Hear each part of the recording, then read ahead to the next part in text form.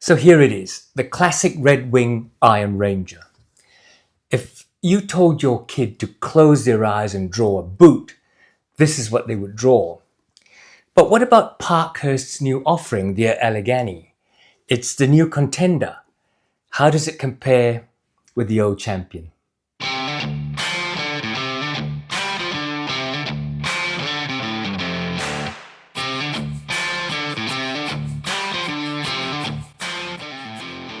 G'day, my name is Tech and welcome to my channel all about boots called Bootlosophy. I'm filming on Wajak country in Nungabuja. Now this is the iconic Red Wing Iron Ranger and this is the new Parkhurst Capto Allegany with a bumpy round toe box. I'll leave links to the Parkhurst and Red Wing websites below. The Iron Ranger defines, and the Allegany falls into, the classic American heritage workwear work boot style, and that style's leakage during the First and Second World Wars into military service boots. Other versions, including high-quality service boots like the Viberg and the White's MPs, through to the sleeker Thursday Captains, the Grant Stones, and even Parkhurst's own Allen and Richmond models, all have a DNA history that comes from that 1920s to 30s American work boot. The Iron Ranger is actually itself a reworking of an original Red Wing work boot. The original was used by the iron miners in the 1930s in the Mesabi Iron Range in Minnesota, USA. It was very similar to the work boots used by English coal miners and Irish navvies building the railroads and canals of the Industrial Revolution. As an aside, it shows you just how difficult it is to invent a new style of boot. As a category of boot style, the American Heritage work boot was a derby boot with the opening flaps for the lacing pieces, 6 inches high, a short block heel for stability, a round bulky toe box, and generally finished with a protective leather toe cap, which acted as the 1930s version of an industrial steel toe. In the late 20th century, Red Wing products grew in popularity in Japan when the amikaji or American casual style became very popular there. As it grew, Red Wing's then Japanese-born head designer in the 2000s brought back and updated several old models, including a redesign of the Iron Ranger for the Japanese market. As we all know, the work boot, service boot, American workwear fashion took off all over the world in the 2010s based on this classic American style. There is some truth in the idea that as the world rushes pell-mell into hot and cold wars, political and religious extremism, and the breakdown of old-fashioned family values, human beings hark back to an earlier time of supposed peace and stability, whether true or not. So if you want some old-fashioned values, I hope you click on like and subscribe below before we go on to look at each of these two models. Let's start by taking a look at the icon, the Red Wing Iron Ranger. This one is the model 8111, the oily brown SB Foot tanned model. SB Foot was an old American tannery that was bought up by Red Wing, giving it full control over major materials used in their boots. This is an earlier one, which you can tell from the flat cork-infused outsole.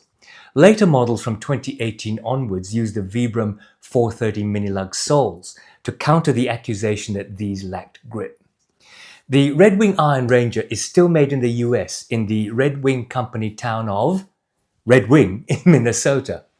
It is a 6-inch boot with the iconic slope in the collar swooping down to the front, an often copied design. You know what I said earlier about how difficult it is to invent a new style of boot? Well, it's true, but you can at least stop copying this design detail.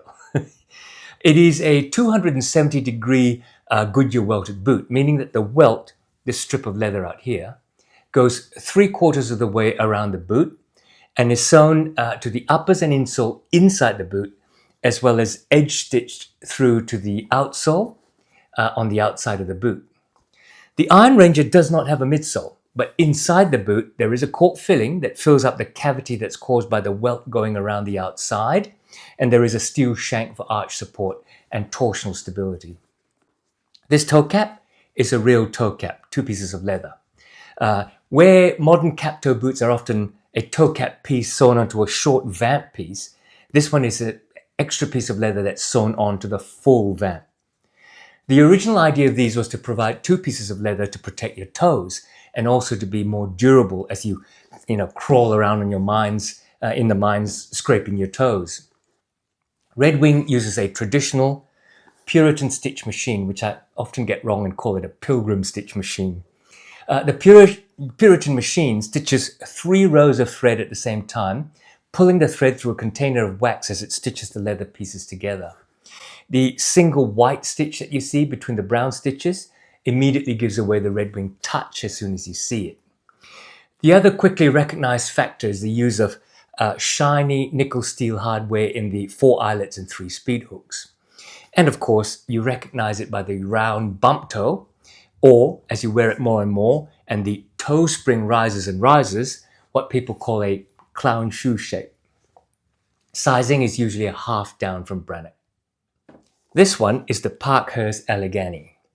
Parkhurst is a much smaller operation than Red Wing, producing maybe a few thousand boots a year versus Red Wing's 1.2 million pairs.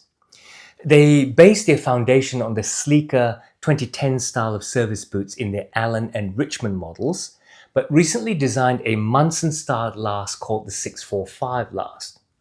The first boot on that last is the Allegany, and you can get this in plain toe or like this as a cap toe. Now, when Parker started in 2018, they partnered with a factory in Batavia, New York, but that went out of business during COVID, and they have since switched to partner factories in Spain and Portugal. The Allegany is made in Spain. It is a 360-degree Goodyear welted construction, and you can see that welt going all the way around the boot. In this case, it's a storm welt, meaning the welt has a lip that's carved into it, which is then pushed up against the side of the boot when it's stitched on to give it extra water resistance. Goodyear welting is typically water resistant anyway because of the way that the stitch on the inside doesn't go all the way through to the outside, and so doesn't allow water to seep in. Inside, this also has a cork filling and a steel shank. Now, while it's nominally a 6-inch boot, it's actually a little less. And it does not copy that slope down the collar. This toe cap is also a real toe cap. There are 2 pieces of leather there. And at least visually, the toe box shape, while round, has a slight taper. All the materials are veg tanned leather. The uppers are in this tumbled mahogany. They're a full veg tan. And the welt, the insole, the midsole, and yes, it does have a midsole, they're all veg tan. The leather heel stacks are veg tanned Ben's leather, and the heel counter inside is also veg tanned leather. Hardware is 5 eyelets, 3 speed hooks, all antique brass.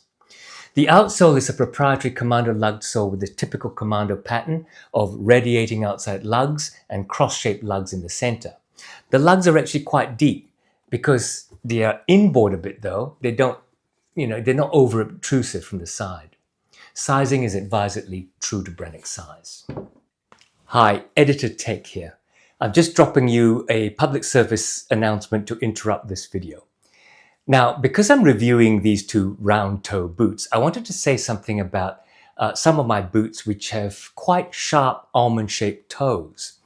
A lot of them are European models or English models, or from places that the Commonwealth that take on the same sort of design ideals or characteristics as the UK. Now, whenever I show one of those very almond-shaped, reasonably pointy type toes, a lot of my American audience will put down a comment that says, "Oh, no, I can't do it. My toes hurt just to look at it." Now, it is the design principle around most European dressy type of boots, around UK dressy boots. Ignore the country boots like the Stowe. And Australia, like the R.M. Williams, has taken that on board in that design aesthetic. That doesn't mean that people in 2 continents are walking around all over the place going, oh, my toes, they hurt. Clearly, that's quite silly. They fit. Now, why does it fit? Common sense will tell you that a round toe boot goes around the natural shape of your toes. But a pointy toe boot will circle around the shape of your toes and then extend a bit further so that it doesn't squash your toes in, so that it follows the shape and then extends a bit further. So often with round toe boots, you have a thumb's width between the end of your toes and the end of the boot. With longer nose, longer toe boots, they're a bit longer. That makes sense. It goes around your feet and then a bit longer. Which goes to my second point of harassment that I get. Sometimes when I'm trying to sell an European lasted boot, I'll get an American emailing me saying, look, can you take the inside measurements of that boot to see if I fit in it? And I go, what's that going to tell you? Because the measurement of a pointed toe boot is going to be longer than the same size round toe boot, right? Makes sense. The important measurement is heel to ball. That's where your foot flexes. And then what's in front of your toes is almost irrelevant. Anyway, end of PSA, back to video. So how does the new contender compare to the old champ? Let's look at the aesthetics, materials, finishing, and the price. First, while they both fit into the US work boot style category, and there are many similarities, like the round toe, for example, and the spring in the toe, there are still subtle differences that make each their own. The slope down the collar of the Iron Ranger, for example, as against the 360-degree storm welt in the midsole of the Allegany. If you're into heritage-style US work boots, they're both ridiculously attractive. The rest, I think, is one of personal preference. Do you want deep commando lugs or low mini lugs in the new version? Do you want shiny steel hardware or the more subtle antique brass? Would you like contrasting stitching or matching stitch color? Both leathers have incredible pull-up, and they're both supple and soft. They are both oil tumbled leathers. SB Foot's harness leather has been chrome tanned, then tumbled in oils. And the Parkhurst mahogany leather from Spain is a full veg tan, and then it's tumbled in oils. As they age, both full grain uppers leathers will patina beautifully with some hard work and careful conditioning. The oils will move around and pick up different color variations due to those oils shifting as you roll and scuff and wear. In terms of materials, both leathers are pretty good, despite the SB Foot Hamber harness being the more famous around the traps. The tumbled mahogany is actually very close, and if it is second, then it's a very close second. The Parkhurst boot probably has more quality materials though. You know, the veg tanned insole, midsole, welt and heel stacks top the Iron Ranger's lack of a midsole and its rubber heel block.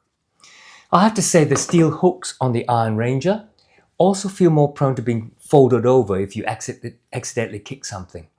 The brass hooks on the Allegany feel much more solid.